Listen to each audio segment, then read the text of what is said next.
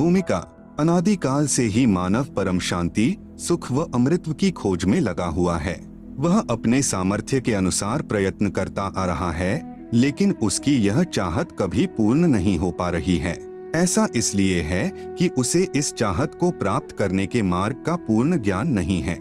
सभी प्राणी चाहते हैं कि कोई कार्य न करना पड़े, खाने को स्वादिष्ट भोजन मिले, पहनने को सुंदर वस्त्र मिले, रहने को आलीशान भवन हो, घूमने के लिए सुंदर पार्क हो, मनोरंजन करने के लिए मधुर मधुर संगीत हो, नाचे गाए, खेले कूदें, मौज मस्ती मनाए और कभी बीमार न हो, कभी बूढ़े न हो और कभी मृत्यु न होवे आदि आदि। परंतु जिस संसार में हम रह रहे हैं, यहाँ न तो ऐसा कहीं पर नजर आता है और न ही ऐसा संभव है, क्योंकि यह लोक नाशवान है। इस लोक की हर वस्तु भी नाशवान है और इस लोक का राजा ब्रह्मकाल है, जो 1,00,000 मानव सूक्ष्म शरीर खाता है। उसने सब प्राणियों को कर्म, भ्रम व पाप पुण्य रूपी जाल में उलझाकर 3 लोक के पिंजरे में कैद किए हुए है।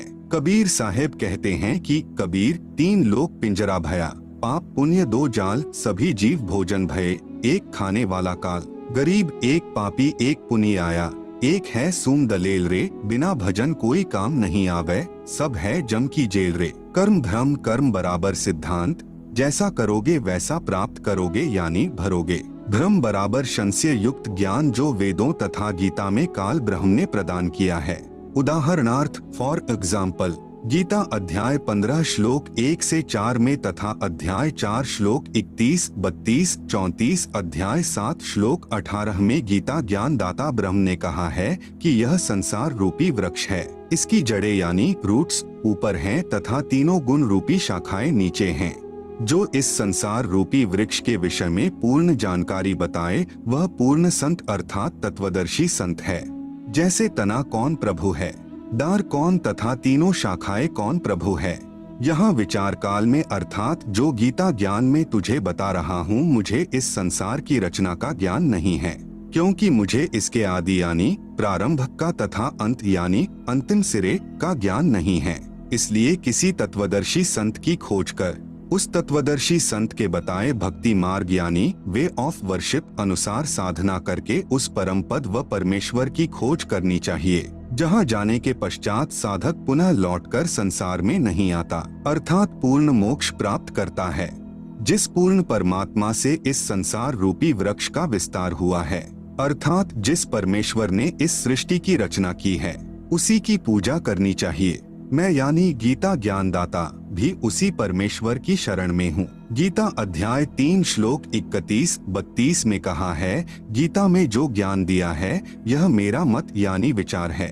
भले ही यह पूर्ण नहीं है, फिर भी अन्य साधनाएं जो शास्त्र विधि रहित है उनसे श्रेष्ठ है। जो मेरे मत अनुसार साधना नहीं करता वह व्यर्थ प्रयत्न कर रहा है। पूर्ण परमात्मा की साधना से मिलने वाले लाभ की तुलना में गीता अध्याय 7 श्लोक 18 में गीता ज्ञान दाता ने अपनी साधना से मिलने वाले लाभ को भी अनुत्तम बताया है। इस प्रकार काल ब्रह्म द्वारा बताया ज्ञान भ्रम युक्त है। वह नहीं चाहता कि कोई प्राणी इस पिंजरे रूपी कैद से बाहर निकल जाए। वह यह भी नहीं चाहता कि जीव आत्मा को अपने निज घर सतलोक का पता चले, इसलिए वह अपनी त्रिगुणी माया से हर जीव को भ्रमित किए हुए है। फिर मानव को ये उपरोक्त चाहत कहाँ से उत्पन्न हुई है? यहाँ ऐसा कुछ भी नहीं है। यहाँ हम सबने मरना है, सब दुखी व अशांत हैं। जिस स्थिति को हम यहाँ प्राप्त करना चाहते हैं, ऐसी स्थिति में हम अपने निज घर सतलोक में रहते थे। काल ब्रह्म के लोक में स्व इच्छा से आकर फंस गए और अपने निज घर का रास्ता भूल गए। कबीर साहेब कहते हैं कि इच्छा रूपी खेलन आया, ताते सुख सागर नहीं पाया। इस काल ब्रह्म के लोक में शांति व सुख का नामो निशान भी नहीं है। त्रिगुणी माया से उत्पन्न काम, क्रोध, लोभ, मोह, अहंकार, राग, द्वेष, हर्ष, शोक, लाभ, हानि, मान, बड़ाई रूप अहंकार, राग, द्वेष, हर्ष, शोक, लाभ, हानि, मान, बड़ाई रूपी अवगुण हर जीव को परेशान किए हुए हैं। यहाँ एक जीव दूसरे जीव को मार कर खा जाता है, शोषण करता है, इज्जत लूट लेता है, धन लूट लेता है, शांति छीन लेता है। यहाँ पर चारों तरफ आग लगी है। यदि आप शांति से रहना चाहोगे तो दूसरे आपको नहीं रहने देंगे। आपके न चाहते हुए भी चोर चोरी कर ले जाता है, डाकू डाका डाल ले जाता है, दुर्घटना घट जाती है, किसान की फसल खराब हो जाती है, व्यापारी का व्यापार ठप हो जाता है, राजा का राज छीन लिया जाता है, स्वस्थ शरीर में बीमारी लग जाती है, अर्थात यहाँ पर कोई भी वस्तु सुरक्षित नहीं। राजाओं के राज, इज्जतदार की इज्जत, धनवान का धन, ताकतवर की ताकत और यहाँ तक कि हम सभी के शरीर भी अचानक छीन लिए जाते हैं।